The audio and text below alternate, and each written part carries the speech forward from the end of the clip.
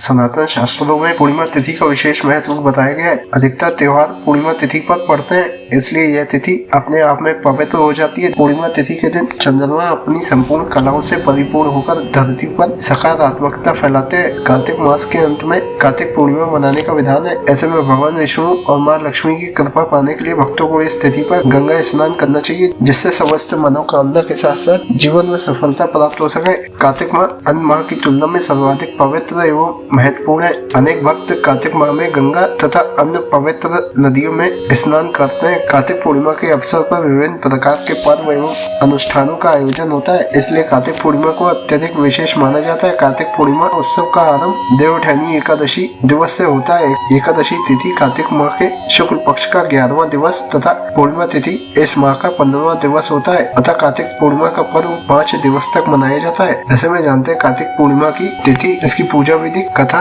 इसका महत्व तथा कार्तिक पूर्णिमा से जुड़ी समस्त जानकारी देते हैं। कार्तिक पूर्णिमा की तिथि इस साल 15 नवंबर को सुबह 6:21 पे आरंभ होगी। इस तिथि का समापन 16 नवंबर को देर रात्रि 3 बजे होगा। कार्तिक पूर्णिमा के दिन मुख्य रूप से भगवान विष्णु की पूजा की जाती है। इस दिन भगवान विष्णु ने मत्स्य अवतार लिया था, इसलिए इस दिन भगवान सत्यनारायण की कथा और माँ लक्ष्मी की पूजा करनी चाहिए। कार्तिक पूर्णिमा की पूजन सामग्री में लाल कपड़ा, भगवान विष्णु और लक्ष्मी जी की तस्वीर या चित्र, सिंदूर, दीपक, घी, पंचामृत, गंगा जल, नैवेद्य, धूप, फल, फूल माला आदि को पूजा विधि में शामिल करना चाहिए। कार्तिक पूर्णिमा के दिन भक्त को जल्दी उठकर स्नान के पानी में गंगा जल की कुछ बूंदों को डालकर स्नान करना चाहिए। ऐसा माना जाता है कि पवित्र गंगा जल शरीर और आत्मा को शुद्ध करता है। स्नान करने के बाद भक्त को व्रत का संकल्प लेना चाहिए। फिर भगवान विष्णु की प्रतिमा या चित्र के आगे शुद्ध घी का दीपक जलाना चाहिए। कलश में गंगा जल रखे, पीले फूल, पीले फल, पीली मिठाई, पीला चंदन और तुलसी दल भगवान विष्णु को अर्पित करना चाहिए। इसके पश्चात विधिवत पूजा करनी चाहिए। इस दिन सत्यनारायण कथा का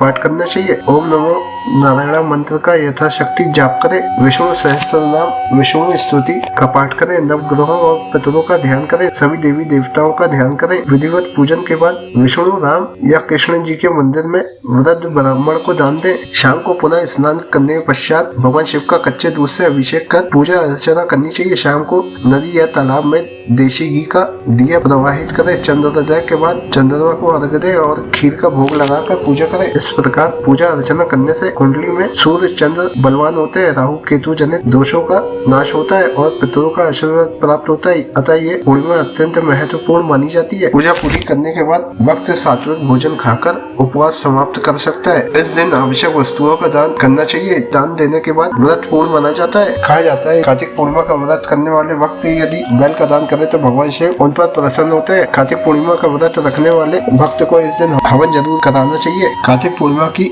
पौराणिक कथा के अनुसार एक समय भयानक राक्षस तारकासुर जब देवताओं को सताने लगा तो भगवान शिव के पुत्र कार्तिकेय जी ने तारकासुर का वध किया। तारकासुर के वध से उसके त्रिय तारकाक्ष, कमलाक्ष और विदुनमाली को बहुत क्रोध आया और वह ब्रह्मा जी की घोर तपस्या करने लगे। उनकी तपस्या से ब्रह्मा जी प्रसन्न हुए और उन्होंने प्रकट होकर कहा कि मैं आपकी तपस्या से प्रसन्न हूँ, मांगो क्या वर मांगना चाहते हो। त्रि राक्षसों ने ब्रह्मा जी से अमरता का गौरव मांगा, लेकिन ब्रह्मा जी ने उनको अमरता का वरदान देने से मना कर दिया। तब तीनों राक्षसों ने सोच विचार करके ब्रह्मा जी से कहा कि आप हमारे लिए 3 अति भव्य पुरियों का निर्माण करें और जब ये 3 पुरियां अभिजीत नक्षत्रों में एक पंक्ति में हो तब हमारा वध हो। ब्रह्मा जी से आशीर्वाद वे स्वर्णपुरी, रजतपुरी और लोहपुरी के रूप में त्रिपुर बसाए। वे अपनी ताकत के साथ पागलों की तरह सभी लोगों में आतंक मचाने लगे। तब सभी देवता भगवान शिव के पास गए और सभी देवताओं ने भगवान शिव को अपना आधा बल प्रदान किया। जब पृथ्वी का रथ बना, सूर्य और चंद्रमा पहिए बने, मेरु पर्वत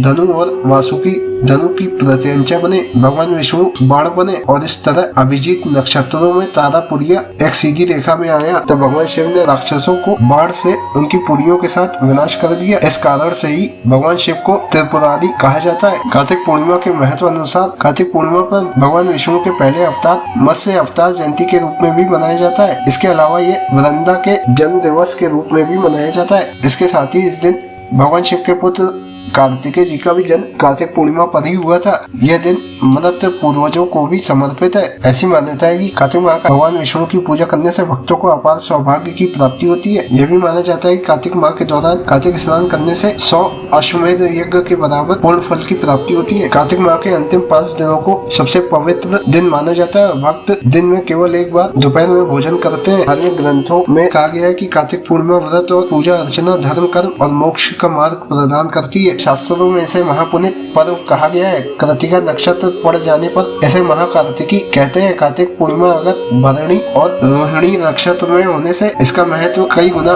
बढ़ जाता है। कार्तिक पूर्णिमा के दिन ही देव दीपावली भी मनाई जाती है। सिख धर्म के लिए भी इस दिन का खास महत्व है, क्योंकि इसे गुरु नानक जयंती के रूप में भी मनाया जाता है। सिख धर्म के संस्थापक और गुरु नानक देव जी का जन्म इसी दिन हुआ था और इस मौके पर गुरुद्वारों पर विशेष कीर्तन और लंगर का आयोजन किया जाता है।